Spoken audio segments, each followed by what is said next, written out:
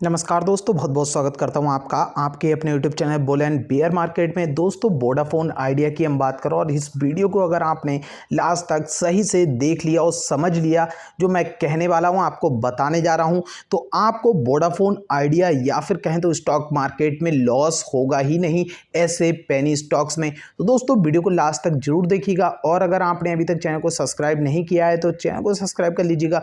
Video पसंद आए तो लाइक बटन दबा दीजिएगा दिल से। दोस्तों देखिए, वोडाफोन आइडिया में अगर हम देखें तो कुछ टाइम पहले ही, लगभग आपके लिए एक मंथ पहले ये चीज़ सुनने को मिल गई थी कि ये स्टॉक 50% तक गिर सकता है।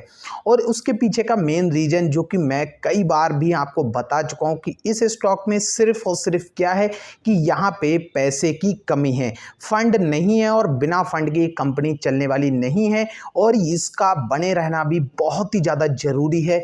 ये भी चीज़ आपको नोट करनी चाहिए। अब इस समय जो न्यूज़ निकल के आ रही है कि सरकार हिस्सेदारी ले सकती है या कहें तो सीधे कंपनी के प्रमोटर अपनी पूरी हिस्सेदारी सरकार को देने के लिए तैयार हैं कि बस कंपनी चलती रहे कैसे ना कैसे। अब यहाँ पे हम बात इसकी नहीं कर रहे हैं कि कंपनी अपनी सर्विस दे नहीं दे, जब देगी तभी ये प्राइस का मैटर करेगा, अदरवाइज सब कुछ खत्म। तो यहाँ पे सबसे इम्पोर्टेंट चीज़ है दोस्तों, आप अगर यहाँ पिछले 5 दिनों का अगर सेशन देखेंगे, लगातार स्टॉक में आपको बहुत ही बड़ी गिरावट देखने को मिली। 50% यहीं से डाउन हो गया। आप देखेंगे तो 50% यहीं से स्टॉक डाउन हो गया। लेकिन उसके बाद अब जो 2 दिनों के अंदर जो ये रिकवरी आई है, अगर आप यहाँ से देखें तो अभी तक लगभग 50% की रिकवरी भी स्टॉक में हो चुकी है। तो अब जो इन्वेस्टर है, रिटेल इन्वेस्टर खासकर, उनके मन में बहुत ही ज़्यादा सवाल आते हैं कि यहाँ से अब ये बहुत ही आगे भागेगा और बहुत बड़ा मुनाफा होगा। तो दोस्तों देखिए, जिन्होंने यहाँ पे इस स्टॉक को बाय किया है और वो अभी यहाँ प्रॉफिट में है, तो भाई आप अपना इस 50% में से कुछ नहीं तो 25% का तो प्रॉफिट बुक कर ही लें अभी, अगर आप रहना चाहते हैं बिल्कुल सेफ। अब उसके पीछे मेन रीजन क्या है? देखिए, सरकार हिस्सेदारी नहीं खरीदने वाली है, ये मैं गारंटी के साथ आपको लिख कर दे सकता हूं। उसके पीछे रीजन समझिए। देखिए, सरकार के पास MTNL है, BSNL है, लेकिन अभी तक आप देखेंगे इनका ही हालत जो है बिल्कुल ख़राब है और सरकार खुद इनकी प्रमोटर है। ये कंपनियां नहीं चल पा रही हैं, कुछ नहीं कर पा रही और सरकार लगातार PSU जितनी भी कंपनियां हैं सभी को बेचने पे लगी हुई हैं। तो जाहिर सी बात है, यहाँ से आपको इतनी चीज़ तो क्लियर हो जानी चाहिए, ऐसी चीज़ों की उम्मीद कम से कम करनी चाहिए जिसे होने में बहुत ही बड़ा मतलब एक सवाल हो आपके मन में कि ये होगा भी या नहीं।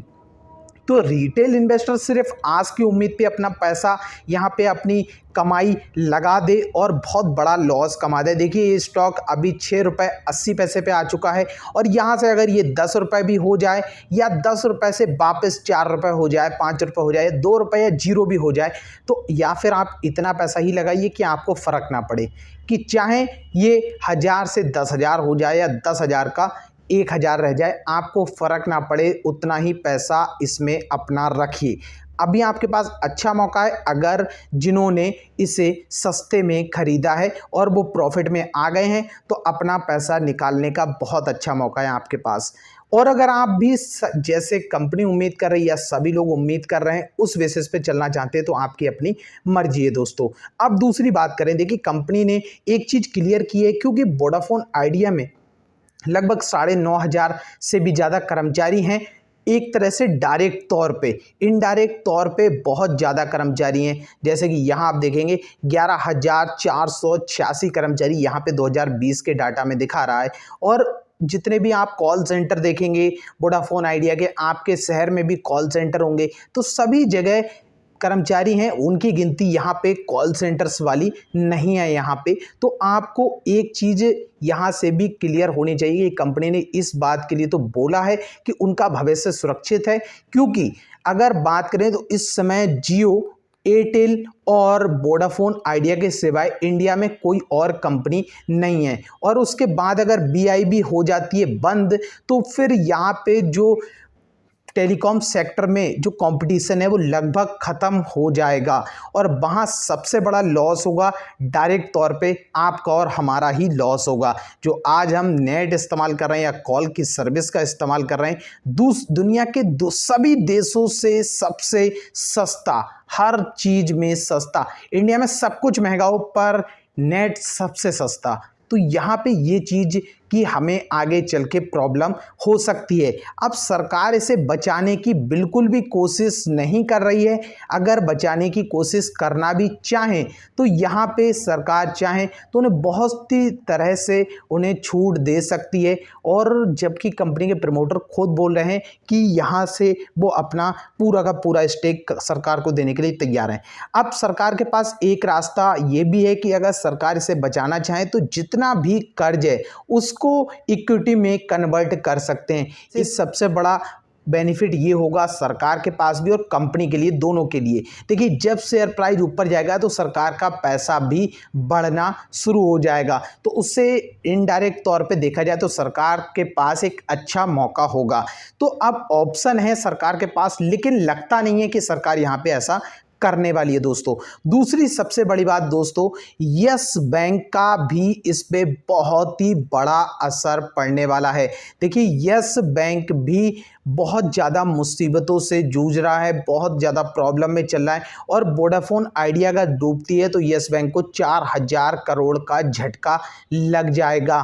तो ये झटका यस बैंक मतलब झेलना उसके लिए बहुत ही ज़्यादा मुश्किल हो जाएगा, क्योंकि वैसे ही उसके पास प्रॉब्लम्स की कमी नहीं है दोस्तों। तो अभी हमारा कहने का मतलब ये है, आप यहाँ से शायद समझ भी रहे हो दोस्तों, कि हमें अभी ये प्राइस मैटर नहीं करना चाहिए। हमें अभी जो चीज़ मैटर करनी चाहिए वो ये होनी चाहिए कि अगर आप हैं प्रॉफिट में तो अपना पैसा निकाल लीजिए, या फिर आप इसमें सिर्फ इतना पैसा छोड़ के रखिए कि आपको उस लॉस को झेलने की क्षमता अपने मन में बना के पहले से रख सकें। देखिए, कंपनी को अगर कोई भी इन्वेस्टर पैसा देने की बात करता तो अब तक इन्हें पैसा मिल जाता, लेकिन अब जिस कगार पे ये पहुंच चुके हैं वहाँ कोई भी इन्हें पैसा देना नहीं चाह रहा है। और कर्ज की बात करें वो लिमिटलेस है, बिल्कुल इतना बड़ा कर्ज, हर तरीके का कर्ज, बहुत ज़्यादा प्रॉब्लम यहाँ पे देखने को मिली। और टेलीकॉम एक ऐसा सेक्टर है जिसमें हर कोई आ नहीं सकता और बहुत ही ज़्यादा पैसे की रिक्वायरमेंट होती है यहाँ पे, बल्कि इनका चलता हुआ बिजनेस है। ऑलरेडी इनके पास सब्सक्राइबर्स हैं, उसके बावजूद भी इन्हें चलाने के लिए इतने पैसे की ज़रूरत है। तो आप सोच सकते हैं कि नई कंपनी कैसे शुरू हो पाएगी। मुकेश अंबानी की बात करें तो उन्होंने इतना पैसा लगाया तब कहीं जाकर के मार्केट में अपना कब्जा जमाया है। तो ऐसे ही कोई ना कोई आ भी सकता है अगर बचाना चाहे। अगर कोई अच्छा और समझदार हो तो चाहे तो वोडाफोन आइडिया को बचा करके यहाँ से आगे स्टेबल कर सकता है। अब दोस्तों बस कहने का मतलब यही है कि यहाँ पे अगर आप उम्मीदों के बेसिस पे बने रहना चाहते हैं तो आप बने रह सकते हैं, और यही चीज़ बहुत टाइम से कि पेनी स्टॉक में उतना ही पैसा लगाएं जितना आप पान तंबाकू गुटखा चबा के थूकने के लिए तैयार रहें, और इससे ज़्यादा पैसा पेनी स्टॉक में इसी वजह से नहीं लगाना चाहिए कि कभी भी कुछ भी हो सकता है दोस्तों यहाँ पे। तो आपको दोस्तों अगर ये सारी चीज़ें क्लियर हो गई हैं, समझ में आ गई हैं, तो आप कमेंट में हमें बता सकते हैं, और वीडियो पसंद आई है तो लाइक बटन दबा सकते हैं दोस्तों।